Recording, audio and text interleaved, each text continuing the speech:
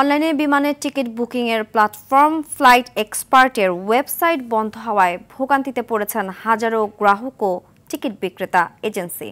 অগ্রিম টিকিট বুকিংয়ের জন্য অর্থ পরিশোধ করেছিলেন তারা। ভুক্তভোগীদের অভিযোগ, প্রতিষ্ঠান বন্ধ করে দিয়ে মালিকপক্ষ দেশ ছেড়েছে। এতে গ্রাহক ও সরবরাহকারীদের কোটি কোটি টাকা ফেরত পাওয়া নিয়ে অনিশ্চয়তা তৈরি হয়েছে। এ নিয়ে রাজধানীর মতিঝিল থানায় একটি মামলা করেছেন ভুক্তভোগীদের একজন।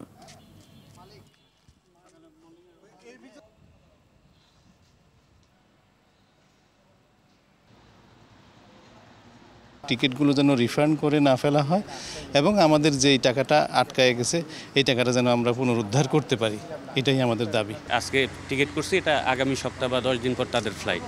সেই টিকিটগুলো যেন তারা ক্যান্সেল না করে, যাতে নেক্সট ফ্লাইটগুলো ক্ষতিগ্রস্ত আমরা কিংবা প্যাসেঞ্জার কেউ যেন ক্ষতিগ্রস্ত না হয়, সেই জিনিসটা ধরে আমরা মামলাটা দিচ্ছি। হয় আপনার গ্রাহক ভুক্তভোগী, না হয় যারা সেলসে আছে তারা ভুক্তভোগী। মাঝখান দিয়ে যারা নিয়ে যায় টাকা তারাও বাঁচে। সরকার এই ব্যাপারে কোনো ধরনের কড়া যদি পদক্ষেপ না নেয় তো ইন ফিউচারে যারা এই ট্রেডে আছে তারা মনে হয় না যে তারা ভবিষ্যতে এই ট্রেডের প্রতি ভালো কিছু আশা করবে এবং এগিয়ে যেতে পারবে।